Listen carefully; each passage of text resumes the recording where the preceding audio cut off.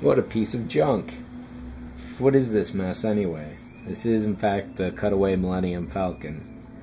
And 2 years ago when I bought it, just about to the month, the main reason behind it was so that I could light it and do lots of fun electronics. So this is the condition it was in probably a year and a half ago when I put it away. I'm just getting back into all my electronics now, so hopefully I can make some progress on this before I pack the pipeline away and start up on some new builds in January. But of course the main feature of the cutaway Falcon is the cutaway, or the insides at the very least. So as you can see, it's already been fully painted, and I can't give you any backlight to show you all the holes I drilled, but there's a good couple hundred of them, that's for sure. So I've started up the fiber optics. Getting this stuff to say is definitely pretty difficult. I'm using white glue for now. That seems to give it a secure enough hold, and then whether I do any more, we'll see. It's not like there's going to be a lot of shaking going on or moving inside once it's sealed up, but nevertheless. I haven't sealed up all this because I still have to thread probably 2 or 3 dozen holes coming out of the workbench. There's several dozen more here, some down there. There are a few that run along here and into here as well. So, and another feature I'll be doing is, this is the original hallway part. I added the actual extension ramp to the outside, and then I supported those just by throwing a pile of CA down there with the popsicle sticks. Molded it up. There would be better photos of these. I have to detail all that, but there will be a light source back here, so when you're actually looking at this model, you can look all the way down the hallway. I'm going to build some of this hallway to the cockpit there, and then there's this wall to build here for the ramp itself. But that's just the insides, and of course there'll be some lights in here, and I think I got a couple pinpoints in there as well. So that's the insides. Other places the lights are going to go are obviously the engines. So I've got 2 CFL tubes in there now, both blue. I may throw a third in there that's white just to kill some of the blue.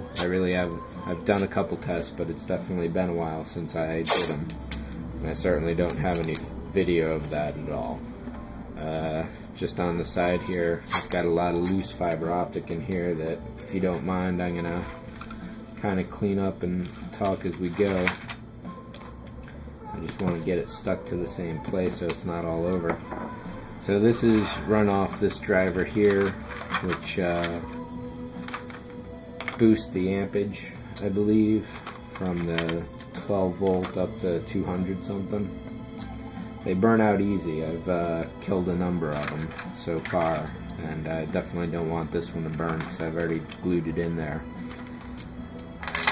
This here, once I chop it down, will be the inside of the cockpit, which I don't have with me, but basically it'll circle around in the tube. Then what I'll do is get a printout on some transparent vinyl, or just regular transparency for the inkjet. Get screen captures from the actual movie Empire, most probably. Paste them onto some geometry, flatten them out, print them out, and then put a strip across here, so that would be the ceiling, side walls, and then the back wall I'll just have some LEDs behind that. But I got this idea from Ketzer.com. I think that's Mike Ketzer over there. He's got some really phenomenal work as far as the Falcon goes. But that's the idea for this. I'll be losing about half of it most likely when I do the trim. That has its own amper driver. Some spare LEDs hanging around because I'm sure I'll need them. Thinking about incorporating the L wire, but a green LED may be just as easy and fast. But I've already glued that in here, so maybe I'll just keep it anyway. Sorry if this is getting all over the place. It's a big mess, that's for sure. A couple extra pieces of LED. Laser pointer if I can get it working. I don't know if there's anything really that will go off of that for this kit, but it's in there for the moment.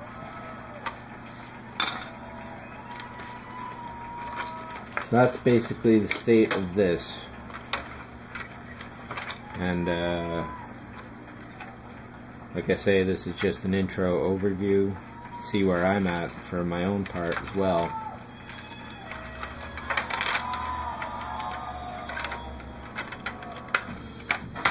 And for the next episode, I would expect to at least have some wiring tests going.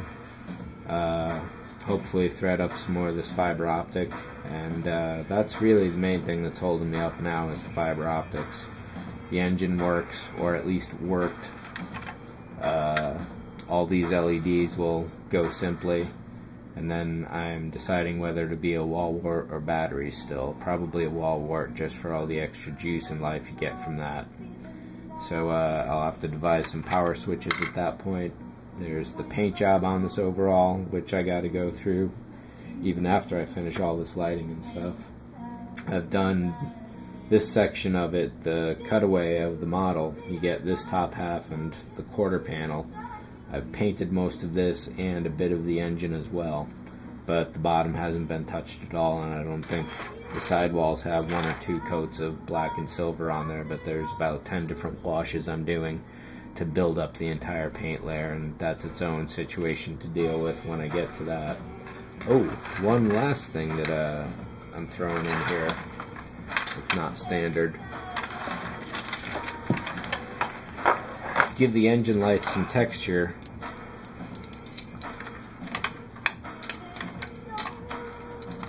I'm hoping to incorporate these. These are the stands for the 1701 refit from Polar Lights. So I need to stretch them a little, need to give them a curve. It's easily done with a heat gun. So what I need to do is cut this hemisphere out of, I don't know what, some kind of wood I suppose, so that I can use that as a mold to wrap these over. So while this is close to the actual shape, obviously it flattens out along there. And then this texture lit up from behind is really nice, and I think it's going to give the engines exactly what they need, considering otherwise it's the cheesy 2 plastic panel solution that MPC originally came up with that was pretty horrible. There are additional accuratization kits for this model, but it comes out to like $200 once you pay for them all. So I don't see me doing that for this one, but I do see me doing that for a different Falcon build in the future. So hopefully I'll be off my butt on the electronics. We'll get a couple kits moving.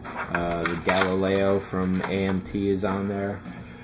Got a headlight for B9 to wire up, plus a possible sound module. And I think there's 1 or 2 other minor things that need some lighting work as well. So hopefully we'll be able to get a good consistent series of this electronic stuff going. And then in January, like I say, it'll be going into some new builds, I think. So that's about it. Maybe I'll split the workload too. Catch you later.